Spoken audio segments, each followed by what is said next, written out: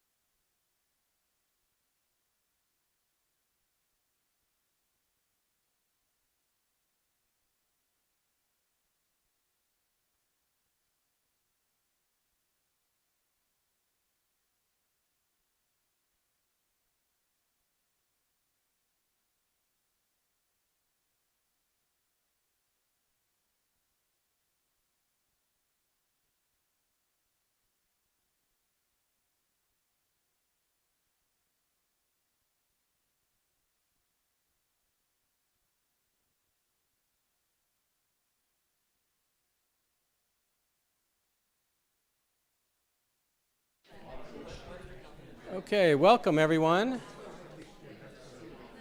Welcome.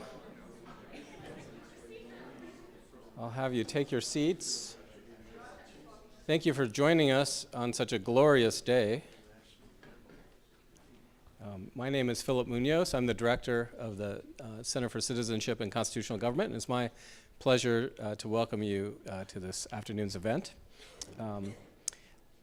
What happened on America's college campuses after 10/7/23 was shocking.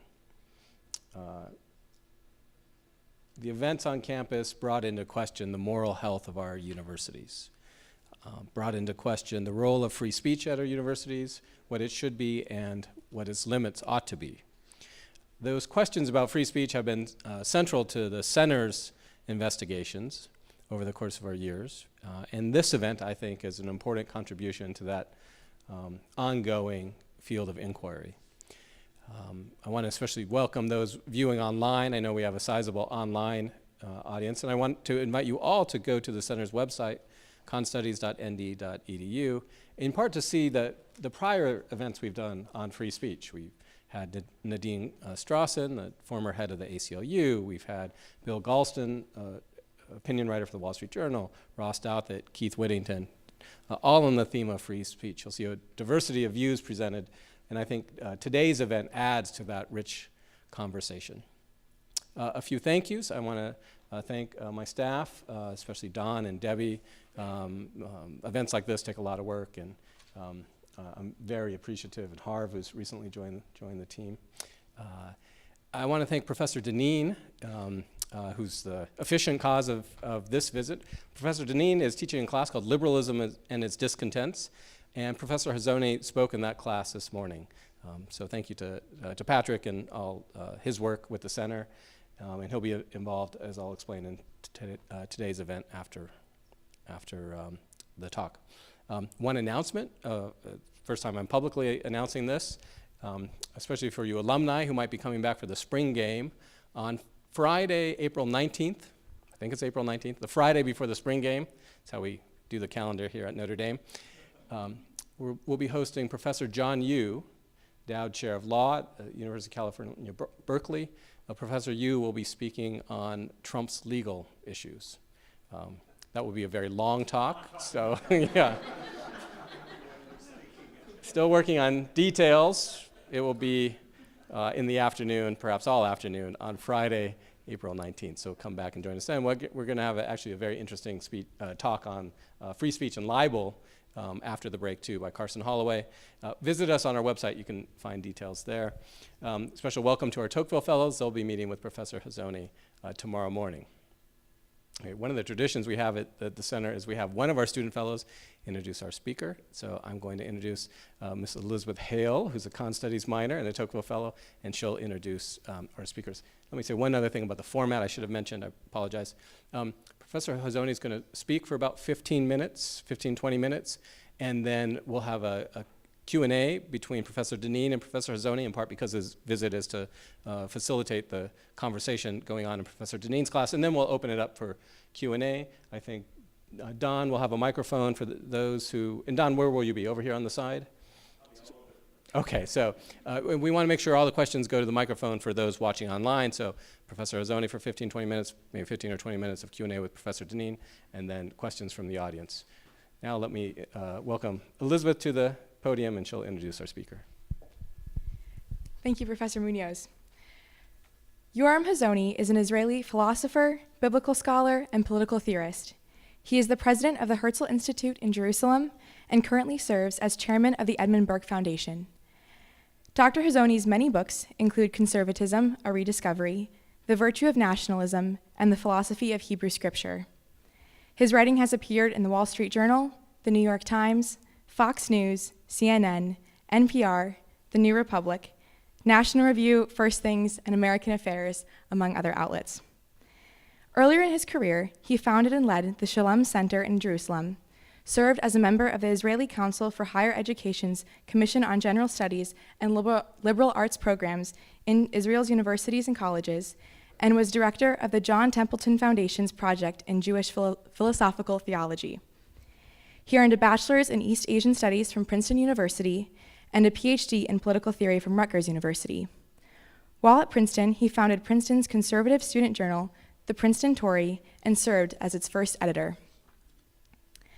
Moderating tonight's discussion is Patrick J. Deneen, professor of political science and David A. Potenziani Memorial Chair of Constitutional Studies at the University of Notre Dame.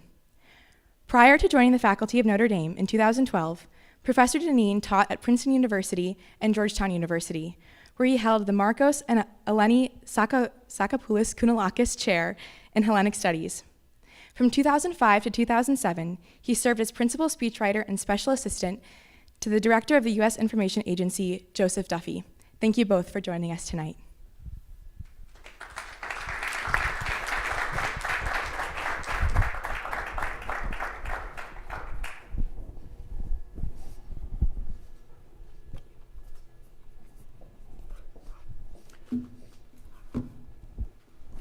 Well, hello, good evening. Now, I have to confess, I've never spoken on anti-Semitism before, and I'm a little bit shy about it. I've never thought it was one of the most interesting topics in the world. I speak on political theory, I speak on Bible and theology, I speak on various philosophical topics, even a little bit of history.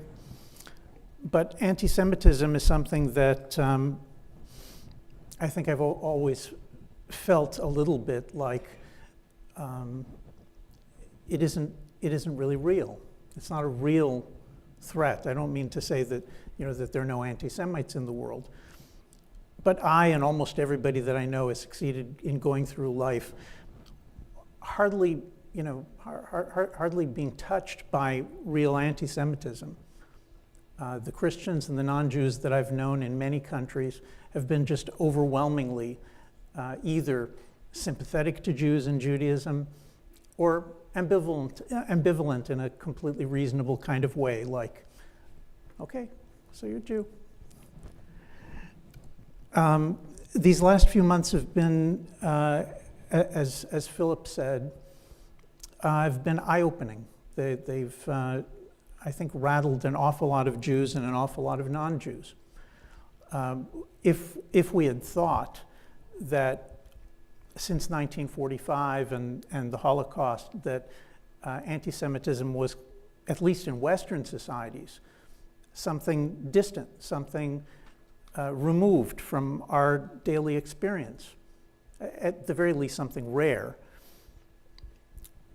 then October 7th was a rude awakening.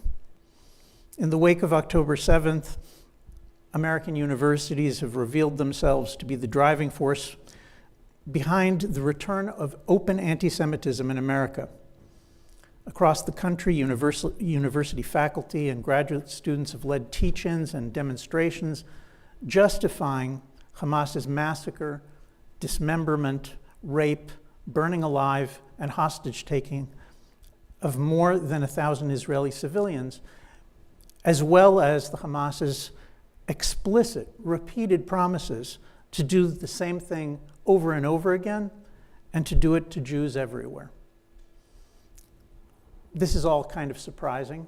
I mean, it's not surprising that the Hamas would say these kinds of things, but the idea that across American university campuses, that on almost every major campus, there's a population, weeks before Israel began its invasion of Gaza, there's a population that is ready and able, willing, within 2 days, 3 days, 4 days, to, while the killings were still going on, to organize teach-ins to explain why they're justified. Now, this is, as I think you all know, this issue came to a head on December 5th, when the presidents of Harvard, MIT, and the University of Pennsylvania testified before Congress. And at this point, it's one of the most famous things on YouTube. I'm not telling you anything that you don't know, I guess, that under questioning by congressmen, the presidents of these three institutions were unable to unequivocally state that calls for the extermination of the Jews are a violation, an infraction of the speech and behavior codes, the community standards of their institutions. All right, so you can say, well, they were caught off guard. They didn't expect to be asked about anti-Semitism at hearings on anti-Semitism. But I don't want to make too much of a deal of the particular words that were said then. I think the crucial factor is that if you follow the debate as it has unfolded over the last 3 months, it turns out that two things are true with respect to anti-Semitism on American campuses. One thing is that, as I think many of you already know probably, Harvard's administration and MIT's and the administration of many other universities turn out to have been captured by neo-Marxist ideologues who think that calls for the mass murder of Jews should be permitted on the grounds of free expression. As Harvard's then president Claudine Gay, since dismissed, put it, "We embrace a commitment to free expression, even of views that are objectionable, offensive, and hateful." Okay, so that's a little bit surprising. But the surprises kept coming because it turns out that if you listen to what the opponents, the liberal and conservative opponents of this neo-Marxist claque at Harvard University and many other universities, if you listen to what they have to say, it turns out that they also, that many of these outspoken anti-Marxists, many of these are real friends of mine, I believe real friends also of the Jews, but many of them, it turns out, also believe that calling for the mass murder of Jews should be permitted on campus. So I'm going to pick on a couple of people out of a great many. For example, Jonathan Haidt, professor at New York University, is one of the best liberal critics of academia today. He's himself Jewish.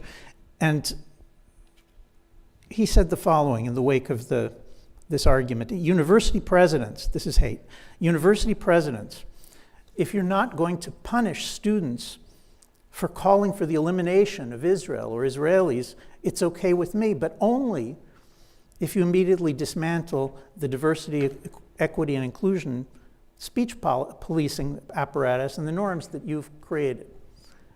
Right? So notice that Haidt is completely fine with calls to kill millions of Jews as long as you revert to a condition in which it's also perfectly fine to call for the mass murder of blacks and gays.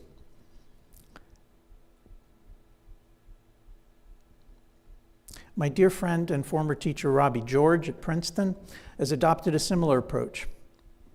In a widely circulated social media post, George asked what can be done about the fact that American universities have become an incubator for extreme anti-Semitism. And he provides both a description of what has gone wrong and a proposed solution. This is Robbie. Professor George writes, the problem is that the universities have become ideological monocultures. Prevailing dogmas go unchallenged. Dissenting opinions are rarely heard. Independence of mind, he writes, is the solution. A campus culture of robust free inquiry is what produces students who think for themselves. And he goes on to say that to expose our young men and women to a much broader range of perspectives, that's the answer. They need to encounter and engage the best arguments to be made on all sides. When pressed, Professor George says that he opposes content-based restrictions on speech. All right. Again, I don't think that Haidt or Professor George or Steve Pinker or any of the other important academics who've weighed in on this, I don't think that any of them want to see conditions in which defense of the Holocaust or calling for the extermination of Jews is taking place on campus. On the other hand, it's important, I believe, that none of these leading speakers on the subject has dared to suggest that a reasonable policy would be to not allow exterminationist anti-Semites to have faculty positions at universities, or to expel graduate students who organize teach-ins whose purpose is to justify the extermination of the Jews. Now, I want to be clear that I don't think that what's wrong with the universities is primarily their anti-Semitism. I mean, I think that we've already watched for generations as the universities have moved ever further to the left, ever more radical. When I say that that many of the universities have been taken over, that the administrations have been conquered by neo-Marxists, what I mean specifically is a worldview in which, and you've all heard this before, a worldview that divides, that analyzes every political situation, every social situation, that analyzes it in terms of who's the oppressor and who's the oppressed. It's very common now at universities. There are many departments that are built, disciplines, entire disciplines built on this. So, for example, if you analyze American sociology, then the oppressors are the white and the oppressed are people of color. And then from there, it's apparently very easy to start justifying things like the abolition of whiteness, to quote a famous slogan from a famous book by a tenured academic. And the same thing is true in the Middle East. The Jews are obviously the oppressors, and the Arabs are the oppressed. And therefore, it becomes easy to say that the oppressor needs to be overthrown, and that whatever you need to do to decolonize, to destroy, in effect, the oppressor, then becomes justified. And the same thing is true in studies about, women's studies, which very often, all too often, set out from the idea that males are the oppressor and females are the oppressed, and they need to be overthrown, and so on. Now, what this means is that we are facing a situation in which free speech, freedom of inquiry, academic freedom have been for decades used in order to give shelter to academics and their students who use this neo-Marxist analytical tool in order to agitate against, for example, all whites in America. This is not only the first speech I've ever given about anti-Semitism, it's also the first time I'm speaking about the persecution of whites in America. But that's what we're talking about. We're talking about academic departments and now whole universities that give shelter to people who are what we used to call racists. They're not just racists. They agitate for the violence and destruction against people who they consider to be oppressors, whites, Jews, and whoever else they're going to come up with next, maybe liberals.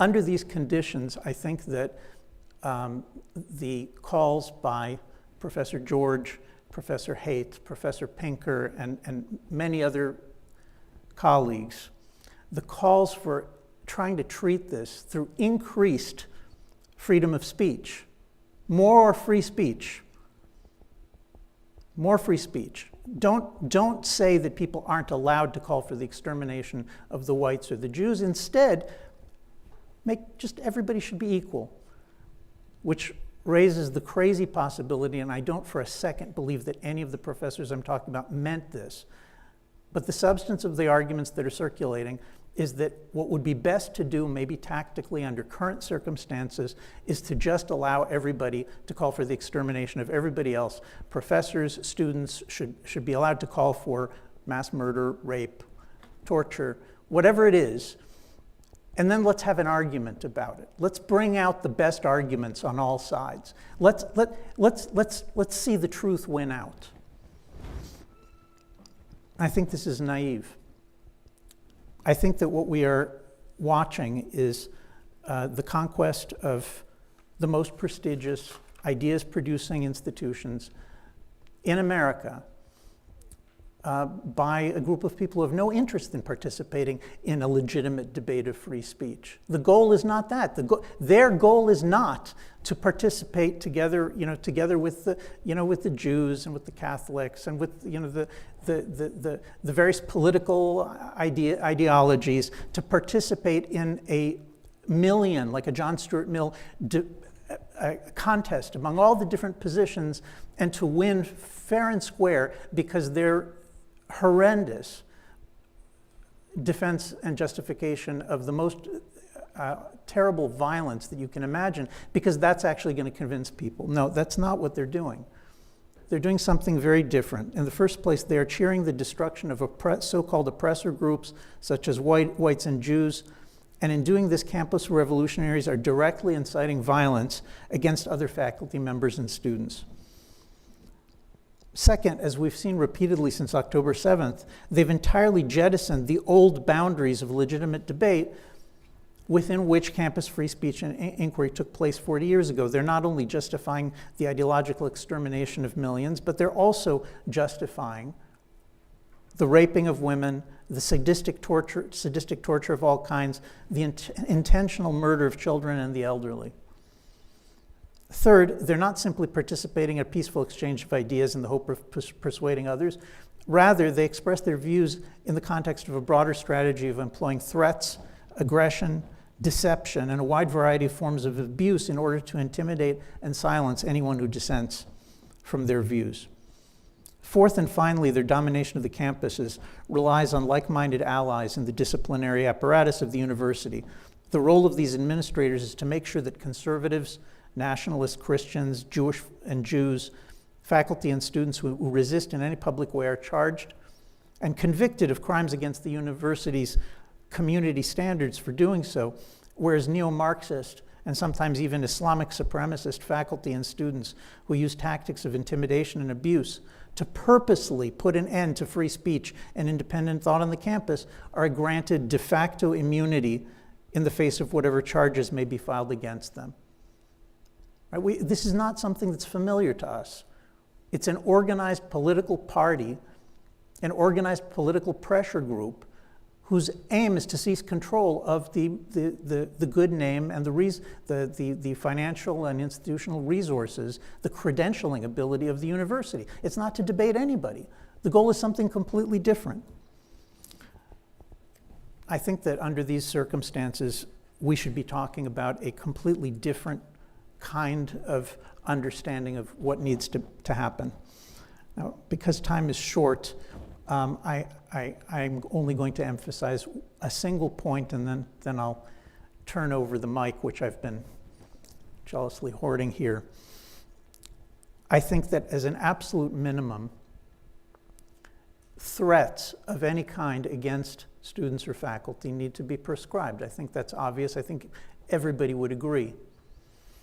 But in a free speech environment, right, in a domain, in a sphere of free speech, there are always boundaries. There always were boundaries, there always will be. There's no such thing as absolute free speech. And if I'm sitting across from, a Catholic friend or a liberal friend and we're debating, if they're honoring me and I'm honoring them, we can disagree about very important things. But we can have a real, genuine free exchange of ideas as long as I honor them and they honor me. Right? This is something that's virtually never discussed. I think it's at the heart of it. An exchange of honors is what makes free speech possible. There is no free speech when somebody steps up to the podium and instead of responding to your arguments with other arguments, if instead of that they start cursing you, screaming at you, throwing things at you, all these things are obvious. What happens if they start talking about the extermination of your family, of murdering everybody in your family? Is that part of free speech?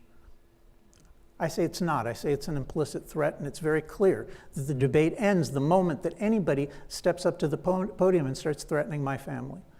Well, the same thing is true if they step up to the podium and start talking about murdering or raping people from my religion, or my nation, or my gender, my political affiliation. The moment that you cross the line into talk of murdering all of my family and friends, you're out. You've left the sphere of free speech. You've entered the sphere of intimidation and abuse with the goal of taking over, of driving me out of the conversation. What that means is, if I'm right about this, that all these university presidents and all of my dear friends, these professors who've been talking about it, simply misunderstand the problem. Free speech can't help where speech is being used in order to destroy free speech, in order to eliminate the possibility of an exchange of honors and a mutual respect.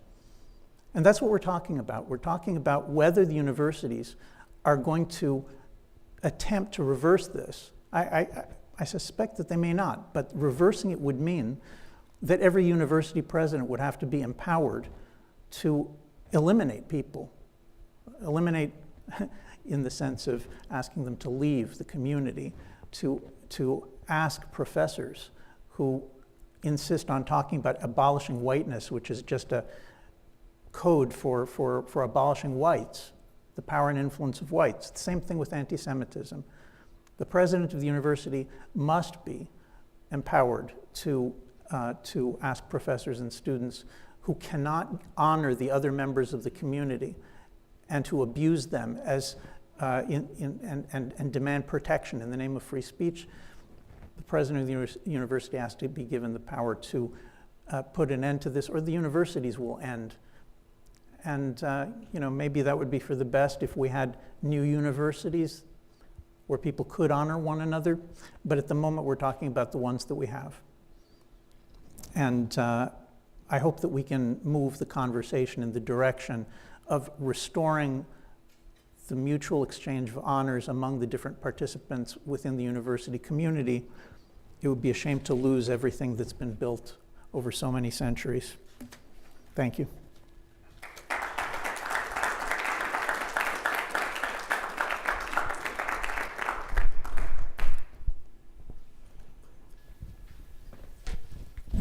Okay, thank you, Professor Hazony, and thank you, Professor Dineen. As I mentioned before, Professor Hazony's visit in part is to facilitate the inquiry of Professor Dineen's class, and so we thought we'd give them a few minutes. I think Professor Dineen has some questions some of his students have asked to be asked, and some questions of his own. So Patrick, I'll turn it over to you. Great, thank you. Thank you so much, Philip, and to the center, and especially thank you to Yoram for coming here. Once again, you've become happily a fairly regular visitor, and I just want to say publicly how gratified I am that you have found this to be a welcome home, that your son here has found this to be a welcome home, a student in our department, and that this is an institution where we can have these kinds of conversations. It's actually sad to say, I think, not many institutions of the prestige and preeminence in America today can host these kinds of discussions. The odd thing about my being here with you is that I'm more or less in fairly heated agreement with you about most everything that you said. At lunch today, I think the one thing we disagreed about is I'm much harder on these questions than Yoram is. He's far too soft on these issues. But let me, I suppose, in the spirit of being a Catholic and having this tradition in the Vatican, let me play the devil's advocate without identifying overly with Satan for the moment. And it seems to me you made a very powerful case, and I think no one, even, of course, not the friends that you mentioned, no one is on the side of seeking genocide, extermination, murder, and so forth. But they're making these arguments in a certain context, and that context you really didn't quite, I think, paint quite accurately, or at least not fully. That context has actually been one in which various players in today's university, in a sense, are doing already the thing that you have called for universities to do, which in the name of preventing harms to distinct groups of people, in this case, especially those who you've identified, and they would identify as oppressed peoples, there have been widespread efforts to both officially and often unofficially to constrain certain kinds of speech on campuses. And as we all know, this has become a fairly common occurrence on many college campuses around the country, whether it's through disinvitation of speakers, whether it's through a kind of heckler's veto when speakers attempt to speak. So famously when Charles Murray attempted to speak at Middlebury College, heckled until they had to leave the stage and even violently attacked on their way out of the building. So there has been, in fact, you could say, the effort to constrain speech in the name of preventing harms, and the harms of people who, with good justification, are members of groups that have experienced historical forms of harm, whether African Americans, homosexuals, and so forth. So it's in that backdrop and in the experience of increasingly constrained forms of speech in these academic environments that people like Robbie George and Jonathan Haidt have become ardent and very vociferous defenders of free speech on those campuses. Now, I find Jonathan Haidt's particular tweet reprehensible. I'm not sure Robbie shares every jot and iota of that argument. That's something we can ask him. But let me ask you a question from the perspective of maybe from their perspective, and it might be one that Professor Munoz shares as well. That isn't in some ways the argument that you've made today simply a kind of extension of that regime? And if one could include the groups that you've mentioned, maybe one couldn't, but if one could include those groups, let's say you could possibly include all groups, that there would no longer be anyone who claimed a feeling of threat or harm could silence someone else on the campus, so that we would have very peaceful campuses in which no one would be offended. Wouldn't that be just as, in some ways, just as bad, if not worse, than the situation we find ourselves in now? In other words, are you calling for the constraint of speech as an addition, like with the addition of various groups that are now not extended those protections, or simply a reversal of who should be protected, as opposed to those who are able to claim the shield of feeling harm or threat or microaggressed today? Well, look, this is obviously a very good question, and let me just say to you and to Philip that I am very grateful to you for being willing to have this debate here. And Notre Dame is, in fact, one of the few places where it's possible to be able to have this kind of discussion. I hope in the future there are many more, but for now, what a wonderful place that you've put together here.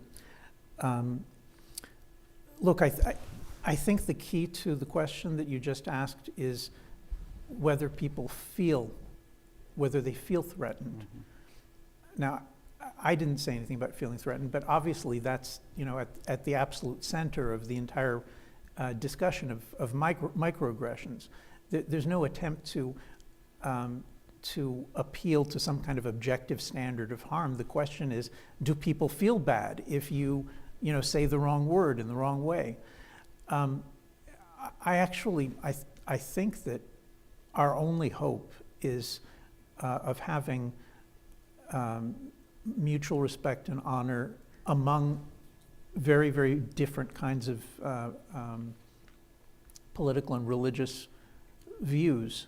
Our only hope of it is to try to transcend, whether someone feels insulted, and move to some kind of objective standard of what kind of thing our students, regardless of their views, what they should be taught to avoid as part of participating in a society in which we need to coexist with other people.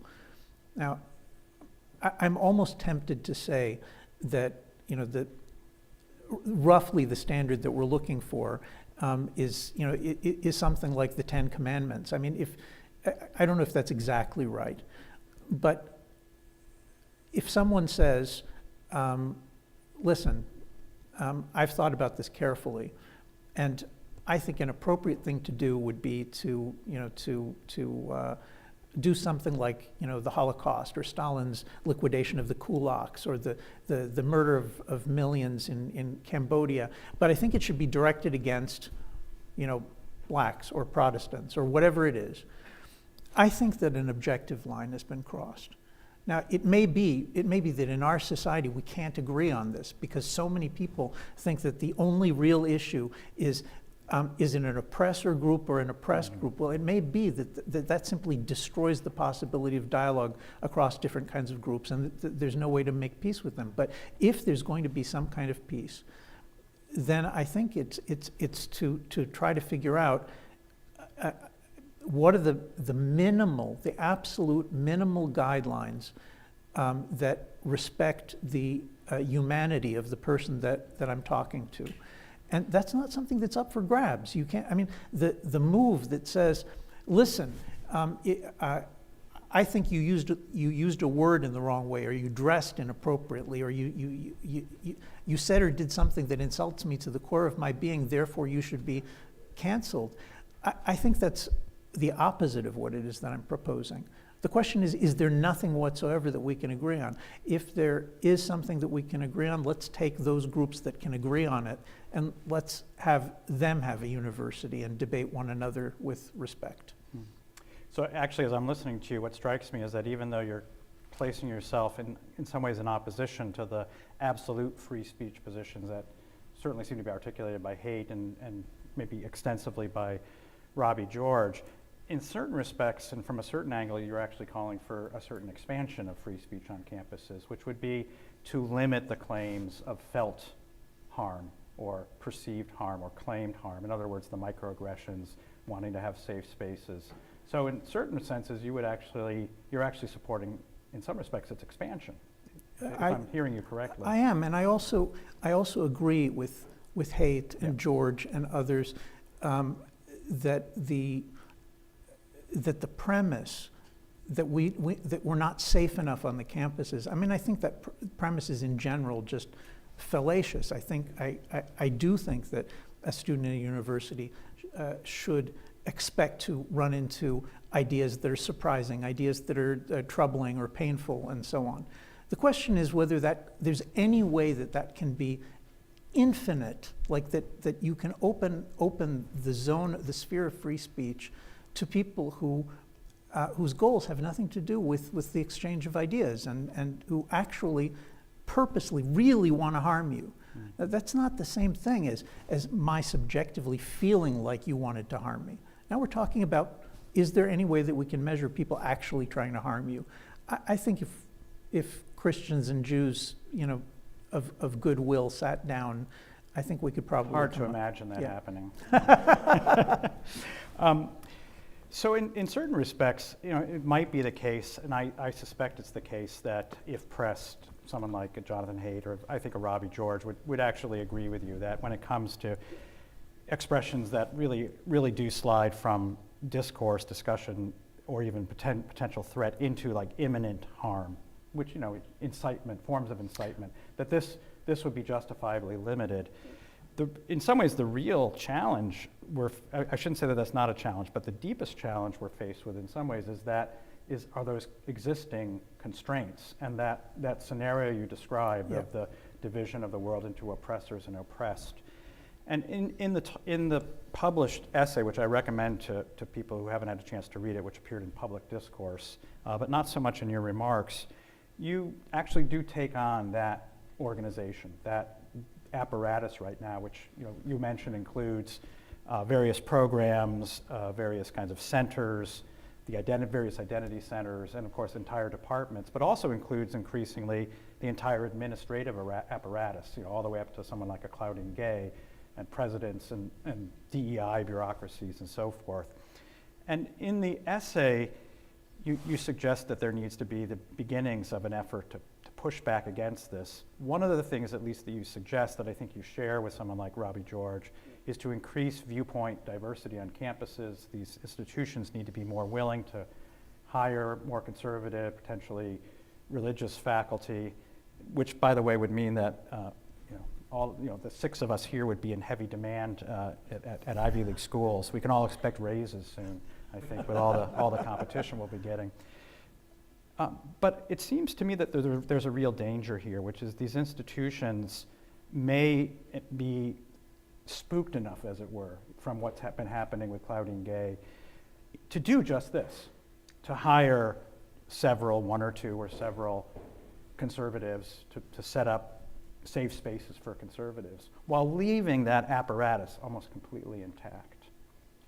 So if one is to take seriously that this is not just a philosophical set of conditions, but now is deeply institutionalized, I guess I want to press you on the question of what is to be done, and specifically, what is your view toward efforts, I think especially in some of the red states today, we might associate someone like Governor DeSantis in Florida with these efforts, essentially to begin to use political power to dismantle some of these apparati, to potentially use the power of, in the same way that President Obama used financial aid and government funding to force institutions to conform to some of his values. What's your view of states and state universities being forced through political pressure to change these apparatus, or even private institutions using something that former President Trump suggested, using pressure on endowments and taxation of endowments to alter and change the composition of universities? Are you comfortable, happy, supportive of such efforts, which I think in the view of many, even some of our friends, would constitute real threats to academic freedom? I don't think that there is the slightest choice. I mean, what we're talking about, and this is something that I think predates DEI and the recent victories of neo-Marxists in the universities. The ban, the de facto ban, or almost ban on conservatives in universities, that was true 40, 50 years ago. That's been going on for decades. So what has been created is a kind of an archipelago of these vast institutions, lavishly funded, protected from taxation by government, funded by government. Even the private institutions that depend for their absolutely beautiful campuses and their amazing facilities for students and professors. All of this depends on different kinds of government funding and on different kinds of government protection. And I think in this case, I think I would maybe even go further than you. I don't understand, even if we're talking about the much more liberal, much more open university of the 1980s, and 90s, when we were educated.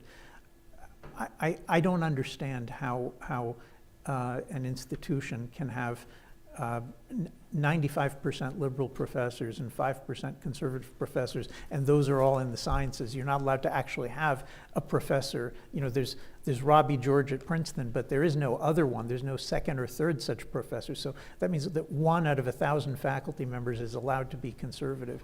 I can't understand how this can possibly be justified as a target, an appropriate target of government funding. If people were saying, well, look, it's hard to find qualified conservatives, so only 1/3 of the faculty is conservative and 2/3 are not. Then you could say, okay, so you don't want a quota system. But the idea that these institutions, which have with every passing decade, become more viciously divisive, more viciously hostile to America's traditions, to its traditional faith, to its constitutional order, to the basics, to the traditional family, to God and Scripture, to the basics of what America was until not very long ago.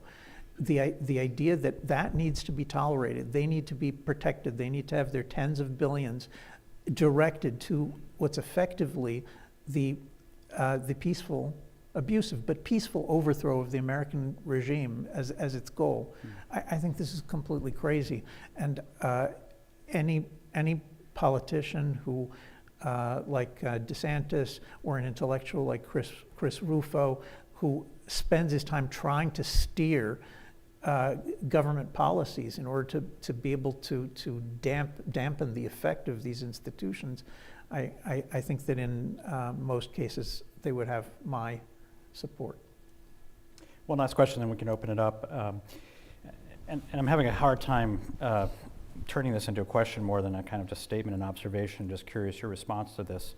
These questions of academic freedom are kind of ever present on this campus in a way and in a different way than they are on other campuses, in which it seems often to me, at least, that those people who feel especially beset upon in a given situation on a given issue will be the first to claim academic freedom without necessarily even meaning it, or maybe not meaning it as fully as they intend.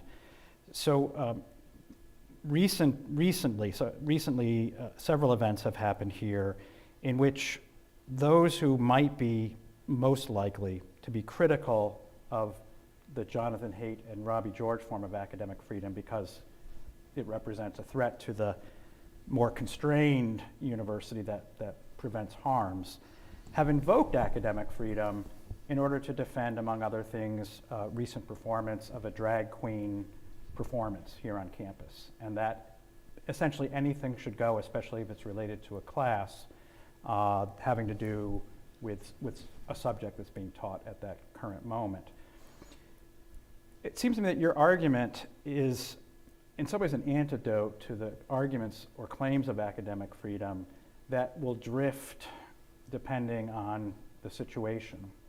But for a place like Notre Dame, which is a Catholic institution founded by a Catholic order, what, somebody sitting from the outside, how best would a place like this evaluate claims of academic freedom that are of central value to this institution, to the kinds of discussions that we do and can have, that we ought to be having? The class that's been mentioned, I'm teaching Foucault and Nietzsche, among others, but which also are respectful, deeply respectful of the institution's mission, that don't seek to undermine it, and that in their various ways, even in a domain and realm of freedom, can actually at some level advance that.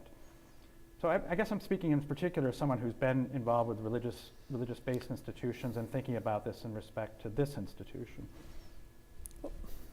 A religious institution, before anything else, it has to serve God. I'm not sure we can say that about non-religious universities anymore, but having said that, I think the problem is actually very similar in religious institutions like Notre Dame or Yeshiva University. The problem is very, very similar to what it is in more general institutions, because in every educational institution, this is true of universities, it's also true of every other kind of school. Every educational institution, in order to function as an educational institution, it has to have a certain structure. That structure is hierarchical. There are professors or instructors who are modeling certain kinds of speech and behavior for the students, and the idea is that the teachers pass these kinds of the appropriate range of possible speech and behaviors to their students. And I'm not saying that that the next generation is always like the last generation, but in general, that's what an educational institution is. And as part of that, that means that every educational institution has to be responsible. It has to be careful about who its instructors are. So you could have a Catholic institution which is very careful to make sure that all the instructors are exemplary Catholics. You could also have a Catholic institution which says, you know what, for the kind of education that we want to have here, we'd also like to be able to host Protestants and Jews and Muslims and other Hindus and others. Mm-hmm. And you can imagine that as well. What you can't imagine is a Catholic institution which is conscious of its responsibility as a Catholic university, a Catholic educational institution, which is not constantly selecting and balancing among the different subjects and among the different instructors in such ways to maximize the appropriateness of the environment, of the teaching, of the education to Catholics. If you're not doing that, then I honestly don't know what it is you're doing. You're making money with the hedge fund. Very good. Let's turn things over to. Okay, thank you, Professor audience. Janine and Professor Hazony. We always privilege our students here, so if we have any student questions, Don here with the microphone, and let me emphasize we're looking for questions primarily. Okay, students? Okay, please. And stand up, give us your name and where you're at Notre Dame. Hello, I'm Josh. I'm a freshman. And first of all, thank you for coming. I'm sure I know I did, and everyone else here probably really appreciated your remarks today. I just have a question though. When it comes to the idea of certain types of speech being allowed, I understand. I'm in complete agreement with the fact that advocating for genocide blatantly and advocating for violence against a group of people is reprehensible, and that there should always be backlash to that. I'm just wondering, though, does that go both ways if you have academics who are unequivocally calling for the destruction of Palestinian people, or politicians like Netanyahu who kind of paint them as collateral damage in this invasion, as you called it? Sure. Look, I'm very much aware that that the moment that you say, what I'm saying, which is that I just don't think educational institutions should allow for extreme, radical evil to be taking place, to be advocated, to be taught on their campus. The moment that you say that, then people will say, okay, look, but who's to say what radical evil is? We can't agree about it. We'll have disagreements. And my view is that I would much rather have an honest disagreement, so that some institutions will reflect a worldview that's somewhat similar to mine, and some institutions will reflect a worldview that's very, very different from mine. I would much rather that than what I feel is really kind of a dishonest status quo, in which there's this constant jockeying, pretending that somehow, as Professor Pinker puts it, the university can be a neutral forum. That it can have neutral rules, which are just, absolutely fair to everybody. I'm not sure you can be absolutely fair to everybody. And I am sure that if we're not allowed to say, look, what's happening over there in that part of the world is radical evil, and therefore this university shouldn't be defending it. If we're not allowed to say that, then I feel like we've lost our humanity. Maybe that's something that people who have different views could actually agree on. That the ability to set a boundary, I'll share with you that when I was at university, I was first on the debate team and then a debate coach. This is a very, very long time ago. And everybody knew what the boundaries of the free speech that was allowed at debate tournaments or in the weekly debates between liberals and conservatives. Everybody basically knew. We knew you weren't allowed to defend Hitler. You weren't allowed to defend Pol Pot. You weren't allowed to defend Stalin. Everybody knew that. And then there were other examples that we taught the debaters. You're not allowed to defend rape. You're not allowed to defend sadistic torture. You're not allowed to defend killing and abusing innocents. These are things that everybody knew, everybody understood. And if you were in a debate, a formal debate or a classroom setting, and somebody started to veer into, they were joking or I don't know what, they started to defend raping women or something, then the people listening would first they would kind of shudder, and then they start going, start making these, like, what are you doing noises, and then they'd start booing. I mean, the audience would simply shut it down. Now, I think that's very, very different from what we see on the campuses today, because there was nothing like a professor leading a group of students with a bullhorn in hand to a lecture in order to shout down the lecture because he or she disagreed with the lecture. There was nothing like that.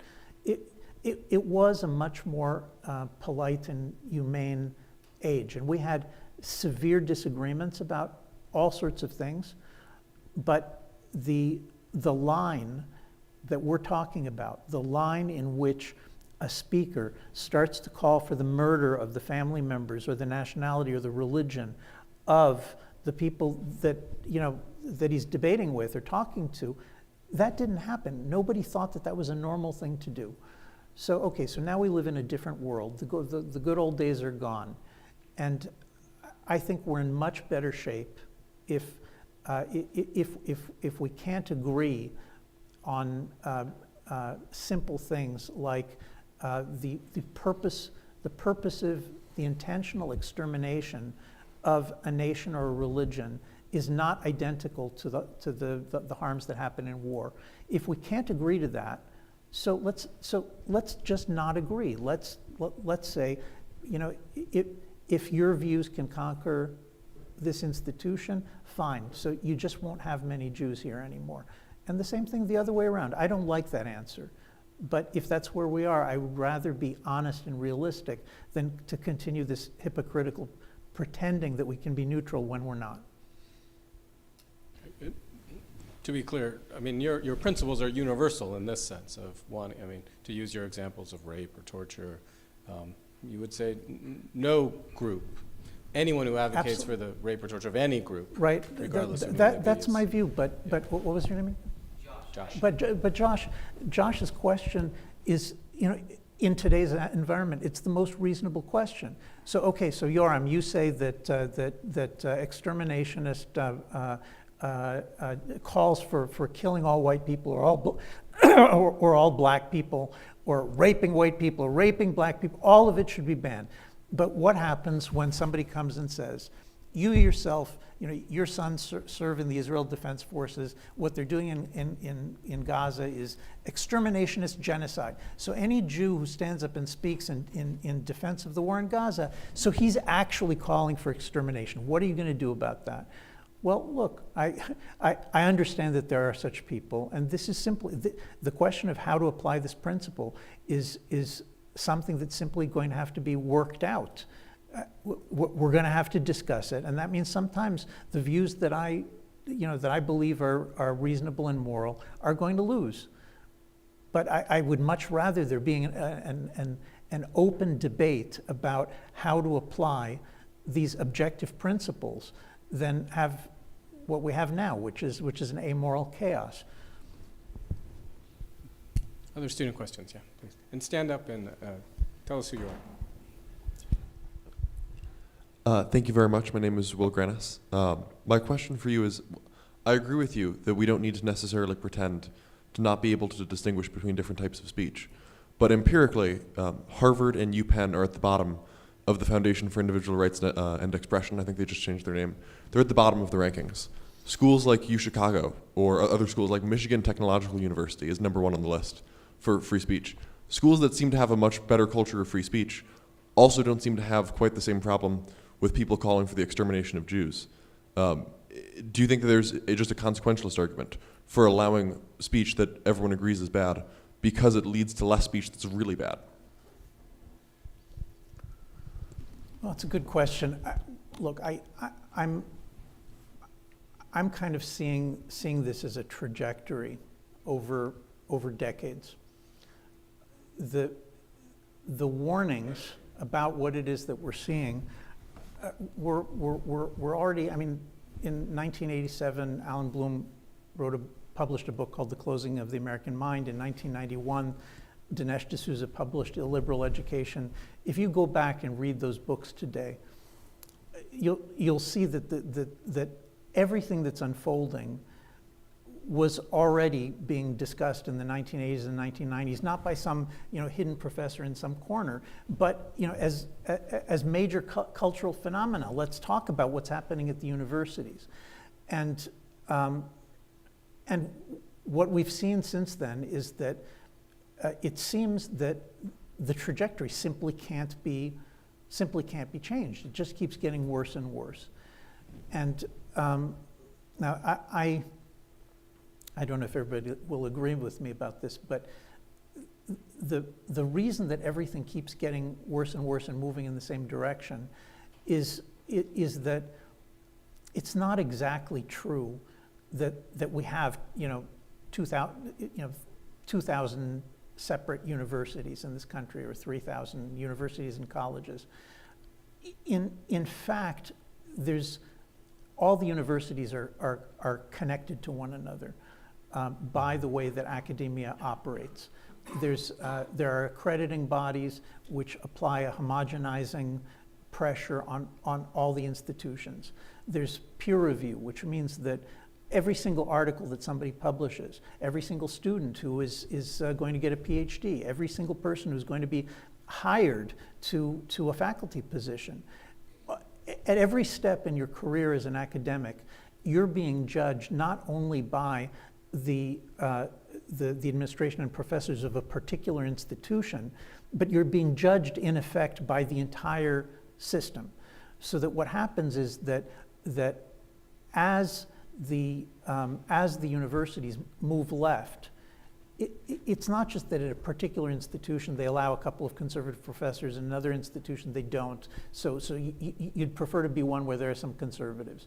What's actually happening is that every paper that you submit to a peer-reviewed publication, which is the way that academics advance themselves, is being judged by anonymous people who, and that pool of anonymous people are more and more neo-Marxist. They're more and more radical with every passing year, so that your chances of advancing yourself, if you don't fit yourself to their views, are basically eliminated.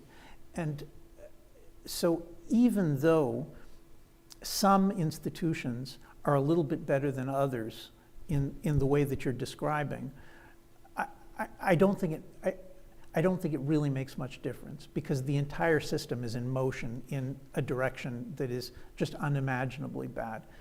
I have a proposal for it, but I don't know whether in practice there's any such possibility.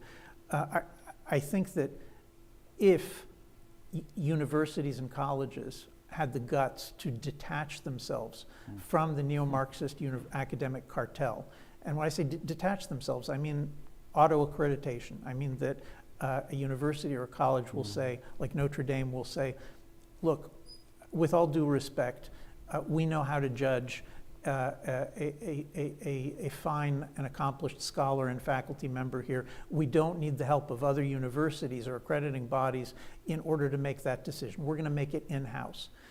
That is the crucial step, that cutting the ties from the judgment of all the other professors and the direction that they're going. I think that's basically the only hope for existing institutions. You could start a new institution with that policy, but an existing institution, it needs to declare independence from the academic cartel. And without that, it doesn't matter where they are in the rankings at this particular moment, because 5 or 10 years from now, they're going to be someplace else entirely. You know, if I may, I just Patrick, want to add one little story to that observation, which I think, Yoram, you'll appreciate, having graduated from Princeton. My first academic job was at Princeton. I was not a tenured professor, and there was a meeting of the untenured faculty in order to discuss what they would need to get tenure. And the first thing that the dean of the faculty told us was, you should all be getting external job offers right now. And I looked at the dean of faculty. I said, well, I thought we were ranked #1. Why would an external job offer matter? And he said, it always matters. We're always looking over our shoulder. So even #1 still gets its cues from elsewhere. So that's the reality. You're absolutely right. Question from Father Miscampbell. My name's Bill Miscampbell. I'm a priest in the founding order, and I teach in the history department. And I'm curious what you think the impact of October the 7th and subsequent events have been within the Jewish intellectual community in the United States. I know it's a complex community, but how far would the view that you have expressed extend in that community, which is a very influential community in higher education, and they could play a significant part if they're waking up the way that you say those events certainly have stirred this thinking in you? Excellent question. I think the first thing to say on this point is that the feeling that there is a coming divorce between the American Jewish community, and when I say the American Jewish community, I'm talking about a community that is overwhelmingly liberal and non-traditional and non-observant. There's probably, 20% of American Jews who are Orthodox in practice. They vote overwhelmingly to the political right. That's kind of a different. It's a different question. It's a different story. But the mainstream Jewish community, which is in many respects very much tied up with a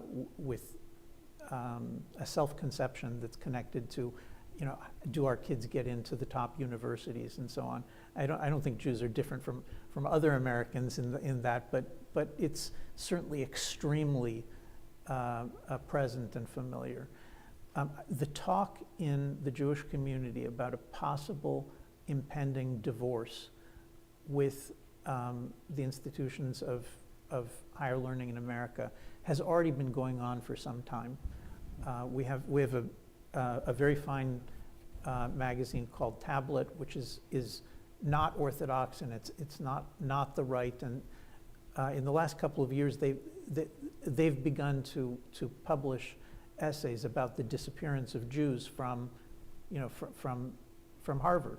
Now, partly this is a reflection of just the racial affirmative action regime that most Jews appear to be white, and so they don't make it in under affirmative action. But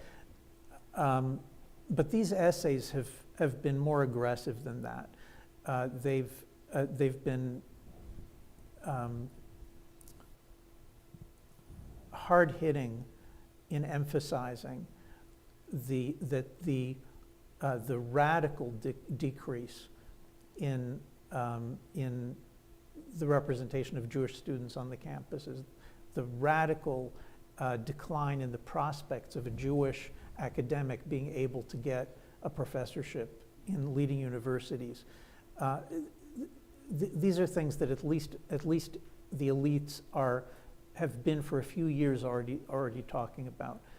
Since October 7th, you're right. We're now looking at something that is much more of an earthquake, and that's not immediately related to the university. It's immediately related to the fact that many liberal Jews have had relationships, business relationships, collegial relationships, academic,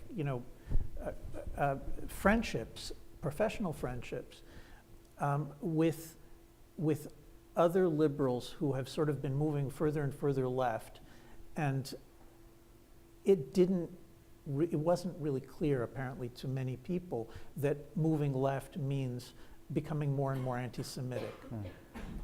And so the scene that we're talking about is where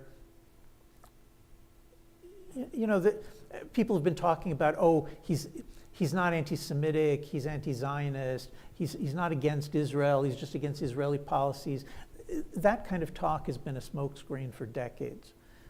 And since October 7th, there has been a radical rupture within the Jewish community over the question of whether we're willing, and when I say we, I'm talking about especially the liberal Jewish community, whether the liberal Jewish community is willing to continue putting up with the claim that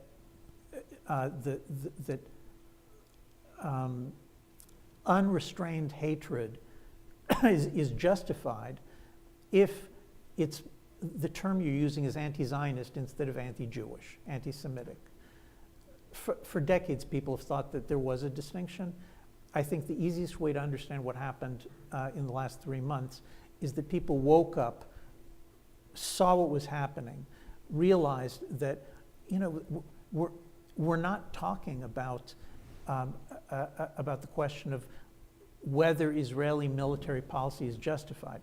We're talking about the question of whether thousands of civilians, unarmed people, old people, young people in their homes who were subjected to rape and torture for days, whether that can be justified.